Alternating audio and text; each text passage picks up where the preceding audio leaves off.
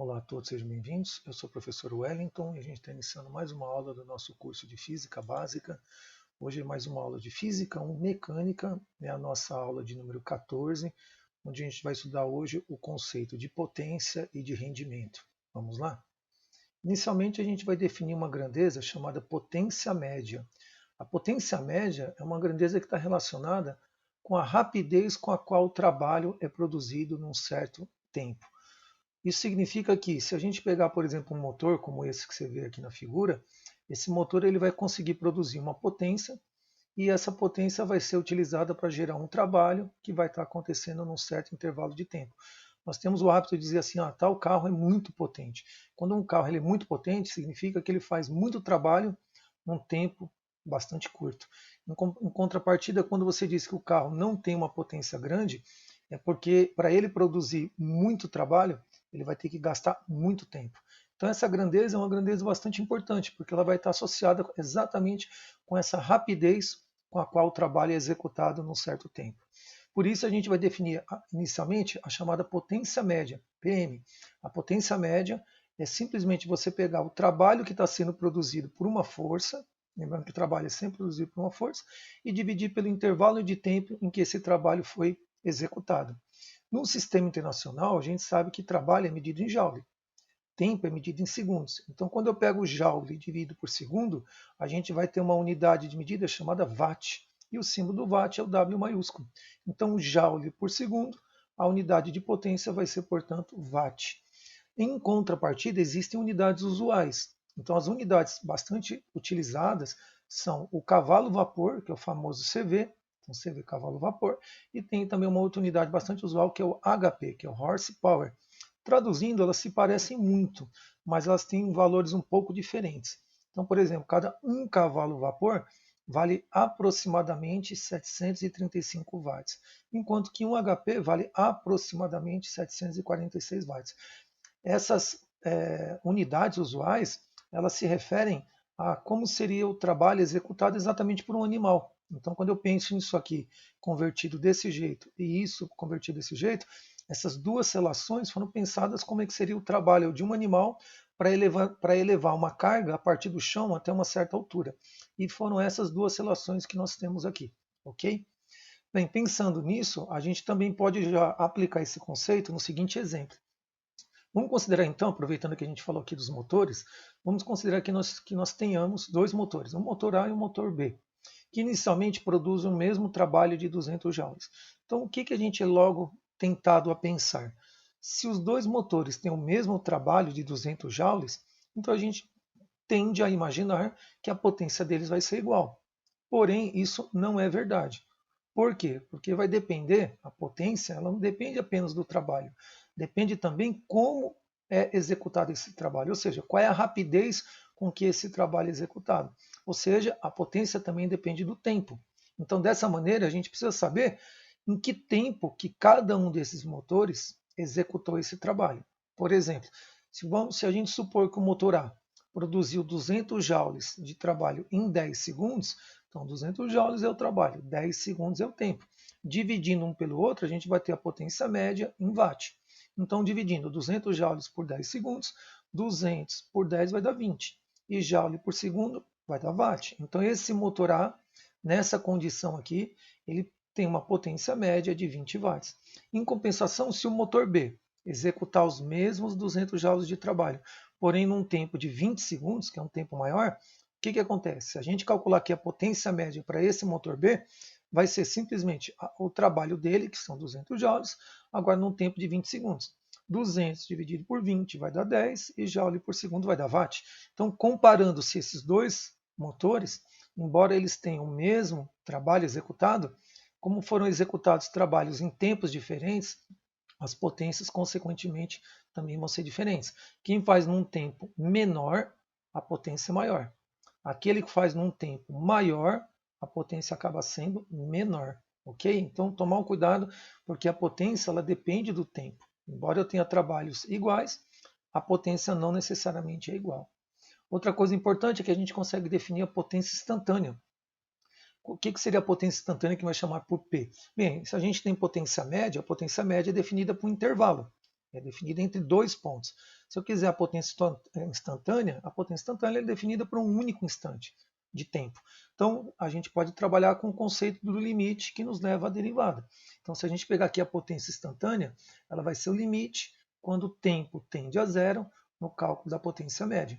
A gente já aplicou isso no conceito de velocidade instantânea, a gente já aplicou isso no conceito de aceleração instantânea, agora a gente está aplicando isso no conceito de potência instantânea. É sempre um limite da potência média. Então, no caso aqui, quem é a potência média? É o trabalho pelo tempo. Então, substituir potência média como trabalho por tempo. E esse tempo aqui, a gente vai tender ele a zero. Tender a zero significa que ele vai se tornar tão pequenininho, tão próximo de zero quanto a gente queira. E quando eu tendo isso aqui a zero, o que era trabalho dividido por tempo vai dar origem a uma derivada. Então, vai ficar dw dividido por dt. Esse dw é a derivada do trabalho em função do tempo. Esse dt é a minha derivada em função do tempo. E o w aqui vai ser uma função chamada função trabalho. Uma vez conhecida essa função, eu substituo ela aqui e eu faço a derivada dela em função do tempo. Então, perceber que aqui o trabalho é uma função que depende do tempo, uma função matemática. Então, está aqui para não ficar nenhuma dúvida. A leitura disso, então, é que a potência é a derivada do trabalho no tempo. Em compensação, a gente também pode expressar a potência média e a potência instantânea de outras maneiras. A gente pode pensar, por exemplo, a potência média da seguinte maneira: potência média é trabalho por tempo, mas trabalho é força vezes deslocamento, considerando que a força e o deslocamento estão no mesmo sentido e na mesma direção. Então, está aqui, substituir trabalho como força vezes deslocamento dividido pelo tempo. Só que distância por tempo, isso aqui nada mais é do que velocidade média, né? Isso aqui, na verdade, é o deslocamento no tempo. Então, é o conceito de velocidade média. Então, a potência média pode ser a força que está executando o trabalho, multiplicado pela velocidade média do objeto que está em deslocamento. Então, potência média, força vezes velocidade média. Outra coisa importante que a gente pode perceber é que tem uma maneira análoga, então, para a potência instantânea. Então, de maneira análoga, a gente pode escrever, então, que a potência instantânea, PM potência média. O P é a potência instantânea. Então, a potência média vai ser a força que está fazendo o deslocamento do objeto, multiplicado pela velocidade instantânea dele naquele momento. Então, esse V é a velocidade instantânea naquele momento. Uma coisa muito importante para um sistema físico é você determinar o rendimento dele. Como assim o rendimento? A gente pode pensar também em termos de eficiência. O rendimento ele vai ser uma medida bastante importante para você saber o quanto da potência total foi realmente convertida, utilizada, ou seja, transformada em potência útil. Então, todo sistema ele tem uma potência total, mas nem sempre a gente consegue utilizar toda essa potência. A gente sempre utiliza uma parte dela, que é chamada potência útil. Olhando para esse esquema aqui, fica mais fácil de a gente perceber exatamente isso que eu estou dizendo.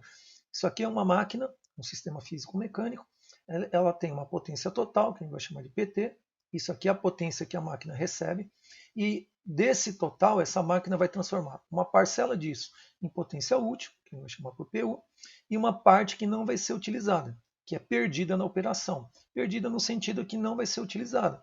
A gente chama de potência dissipada, a gente vai abreviar por PD. Então, PT, potência total, PU, potência útil, PD, potência dissipada. Essa potência dissipada é muitas vezes transformada em energia térmica, ou seja, vai virar calor no sistema. O teu sistema vai aquecer. Então, significa que daquela potência total, que está associada a uma energia, aquilo vai ser desperdiçado na forma de energia térmica calor, uma vez que isso aqui não é utilizado. Então a gente usa o termo dissipado. Uma coisa que você pode perceber facilmente olhando para esse esquema é que a nossa potência total, ou seja, aquilo que entra na máquina, é igual à soma dessas duas parcelas, a potência útil mais a potência dissipada. Potência total é igual a potência útil mais potência dissipada. Dessa constatação, a gente pode então efetuar o cálculo do rendimento do sistema, comparando a potência útil, que é isso aqui, com aquilo que chegou no sistema, que é a potência total. Então, rendimento, que a gente vai chamar por essa letra grega eta, essa letrinha grega chama-se eta, o rendimento de um sistema é igual à potência útil dividido pela potência total. Ou seja, eu estou pegando um pedacinho, uma parcela da potência, que de fato eu usei, e estou dividindo por aquele total que eu recebi. Então, é um pedaço dividido pelo todo. Quando a gente faz isso, valem algumas considerações. Primeira consideração, como aqui é potência, se aqui for watt, aqui vai ser watt. Se aqui for cavalo-vapor, aqui vai ser cavalo-vapor. Se aqui for HP, aqui vai ser HP. Então, inevitavelmente, quando eu dividir um pelo outro, as unidades vão se cancelar. Então, o rendimento ele é uma grandeza adimensional, não tem unidade. Segunda coisa importante, o rendimento ele é sempre maior do que zero e menor do que 1. Isso significa que, como ele não chega a 1, então não tem rendimento de 100%. Não existe nenhuma máquina, seja ela mecânica, seja ela térmica, seja ela elétrica, que consiga ter um rendimento de 100%. Por quê? Porque sempre a gente vai ter algumas perdas ao longo do processo de operação dessa máquina. Então o rendimento ele é sempre maior do que zero, menor do que 1. E ele pode ser traduzido facilmente como uma porcentagem. Se eu dividir esse por esse der 0,1, então em porcentagem 0,1 equivale a 10%. Se isso aqui dividido por isso deu 0,5, então a minha porcentagem é de 50%. Ou seja, do total que entrou, que são 100%, 50% foram utilizados, 50% do total foi utilizado, enquanto os outros 50% foram perdidos ou dissipados na forma de calor. Posto isso, a gente pode fazer alguns exemplos de aplicação desses conceitos. Primeira coisa, vamos fazer um exemplo teórico, né? Mais para a gente raciocinar sobre o conceito. Então, exemplo 1, comparando as performances. Então, vamos comparar aqui dois carros do mesmo modelo que partem do repouso e atingem uma velocidade final de 100 km por hora, conforme mostra aqui a figura. Então, dois carrinhos, um carrinho aqui vermelho, que é o carrinho 1, um carrinho aqui amarelinho, que é o carrinho 2. Eles partem do repouso, a velocidade deles é zero, quando o cronômetro está parado. Porém, o carro 1, depois de 40 segundos, ele alcançou os 100 km por hora, que era o previsto. Já o carro 2, em apenas 20 segundos, ele atingiu 100 km por hora. Então, por essa constatação de que nós temos a mesma velocidade, mas nós temos tempos diferentes, já percebe que cada carrinho aqui vai ter uma potência diferente. Então, da figura, a gente já conclui que o carro 1, esse carrinho vermelhinho, fez de 0 a 100 em 40 segundos. Já o carrinho 2, que é o carrinho amarelinho, ele fez de 0 a 100 em apenas 20 segundos. Bem, a gente sabe que como aqui a velocidade está mudando, então está tendo um trabalho sendo executado pela força que é produzida pelo motor. Então tem um trabalho, mas esse trabalho depende do tempo em que ele é executado. Isso vai dar o conceito de potência. Então nós temos aqui os carros, como eles vão ter a mesma variação de velocidade, então eles vão ter a mesma variação de energia cinética. Então a variação de energia cinética do carro 1 é igual à variação de energia cinética do carro 2, porque eles variaram de 0 a 100 km por hora, ambos. Portanto, o trabalho deles também vai ser igual. A gente precisa lembrar que trabalho é igual à variação da energia cinética. Então, se eles têm a mesma variação da energia cinética, eles vão ter trabalhos iguais. Porém, a potência não depende só do trabalho. A potência depende do trabalho dividido pelo tempo. E se a gente comparar a potência em função do tempo, são grandezas inversamente proporcionais. Ou seja, onde o tempo é grande, que é para o carro, no caso aqui o carrinho 1, onde o tempo é grande, a potência dele vai ser menor. Já para o carrinho 2, onde o tempo dele é menor para executar a conversão do trabalho, então para o carrinho 2, ele fez isso num tempo menor, portanto a potência dele tem que ser maior. Então, por essa simples constatação, a gente já pode dizer, embora os carros sofreram a mesma variação de energia cinética, tiveram o mesmo trabalho, porém, como isso foi executado em tempos diferentes, então o carrinho 2 ele vai ter uma potência maior do que o carrinho 1, porque ele fez o mesmo trabalho num tempo menor. Bem, vamos agora passar para a parte numérica. Vamos fazer o problema do elevador subindo, nosso exemplo 2. Então, considere um elevador que tem uma massa de meia tonelada e consegue subir 30 metros de altura, mantendo a velocidade dele constante. Então, ele vai se deslocar subindo de um ponto a outro, isso dá uma altura de 30 metros, num intervalo de tempo de 1 minuto, mantendo a velocidade constante. Consideremos a gravidade local igual a 10 metros por segundo ao quadrado. E a gente quer determinar, inicialmente, qual é a velocidade média de subida dele. Como ele está se deslocando com velocidade constante, então a velocidade constante significa que essa velocidade é exatamente igual à média, ok? E a gente vai calcular isso em metros por segundo. Antes, vamos separar aqui as informações do problema. A massa do elevador, meia tonelada, vamos converter para quilogramas. Meia tonelada equivale a 500 quilogramas. A gente sempre trabalha no sistema internacional. A altura que ele subiu, 30 metros. E ele gastou para fazer isso 1 minuto, que equivale a 60 segundos. Então aqui já está em metros, ok? Aqui a gente tem que converter minutos para segundos, que é a unidade do sistema internacional, e a gravidade da Terra, 10 metros por segundo ao quadrado. Vamos analisar, antes de fazermos o cálculo, que é bastante simples, do item A, vamos analisar o que está acontecendo com o elevador. Se você pensar aqui no elevador, já que ele vai subir com velocidade constante, então o movimento dele é de subida, com velocidade constante. Para ele manter a velocidade constante, significa que a força resultante nele tem que ser zero. Devemos lembrar da primeira lei de Newton. Se a força resultante é zero, se o corpo está parado, permanece parado, mas se ele está em movimento, ele mantém o movimento dele em linha reta com velocidade constante. Então, obrigatoriamente, aqui a força resultante nesse elevador tem que ser zero. E quais são as forças que tem aqui? Duas forças. Nós temos a força peso puxando ele para baixo, e nós temos uma força para cima, que é a força que o cabo que está puxando o elevador está executando, fazendo ele subir. Essa força do cabo é exatamente a força que é produzida pelo motor que nós temos lá no sistema do elevador. Então, nós temos aqui o peso para baixo e a força de tração no cabo para cima. E essas forças têm que ser obrigatoriamente iguais. Então, essa força aqui para cima, azulzinha, é a força de tração no cabo. Essa força vermelhinha para baixo é a força peso. Essas forças são iguais, é o que garante que a força resultante vai dar zero e, portanto, o movimento dele é um movimento com velocidade constante. Posto isso, agora a gente pode desenvolver os cálculos. No item A, para calcular a velocidade média, é só você pegar a velocidade média como sendo a altura, que é o deslocamento que ele vai ter, pelo tempo que ele gastou. Então vão ser 30 metros que ele subiu em 1 minuto, que são 60 segundos. 30 dividido por 60 vai dar meio, e aqui metro por segundo já vai dar a unidade certinha no sistema internacional. Então a velocidade de subida desse elevador é de meio metro por segundo. No próximo item, a gente quer saber no item B qual é a potência média desenvolvida, né, durante esse deslocamento do elevador. Essa potência média está sendo produzida pelo motor, né, que está fazendo o movimento de subida do elevador. Ok? Bem, essa potência média a gente quer calcular ela em kW exatamente a partir do tempo que foi dado. Então, o tempo em que essa potência foi desenvolvida foi no tempo de 1 minuto, que são 60 segundos. Então, o que a gente pode fazer? Inicialmente, a gente vai pensar que potência média é trabalho por tempo. E esse trabalho é o trabalho da força que está puxando o elevador, é a força de tração. Trabalho é tração, é a força vezes deslocamento. Então, é tração vezes altura. Essa é a força, esse é o deslocamento, que é a altura de um ponto para o outro. Só que a gente sabe que durante o movimento a velocidade é constante. Se a velocidade é constante, então a tração é igual ao peso. Então aqui eu estou substituindo tração por peso. Então ficou peso vezes a altura que você subiu. O peso do elevador é mg. Então ficou mgh. Então, a potência média é mgh dividido por tempo. Massa do elevador, 500 kg. Gravidade da Terra, 10. Altura que ele subiu, 30 metros. Dividido pelo tempo, são 60 segundos. Aqui, essa continha aqui vai dar em joule. Isso aqui vai dar em segundo. Joule por segundo. Já vai dar watt lá embaixo. Essa continha vai dar exatamente 150 mil dividido por 60. 150 mil dividido por 60 vai dar 2.500 watts. E aqui a gente andando com a vírgula aqui, 3 casas, ó, 1, 2, 3, o que era 2.500 watts, vai dar 2,5 quilowatts. Então, o que eram 2.500 watts é a mesma coisa que 2,5 quilowatts. Essa é uma maneira de a gente executar esse cálculo. Uma maneira alternativa é a gente calcular exatamente a potência média a partir da força e a velocidade. Então, a potência média é força vezes a velocidade média. Essa força é a força de tração no cabo.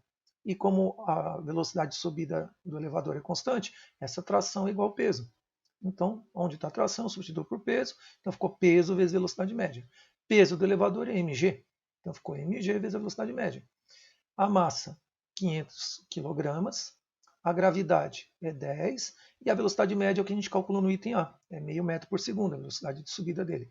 Então, executando essa continha, vai dar os mesmos 2.500 watts, que é a mesma coisa que 2,5 kW. Então, caminhos diferentes que levam à mesma resposta. Ok? Para terminar, a gente vai calcular agora o rendimento de um carro popular durante uma aceleração.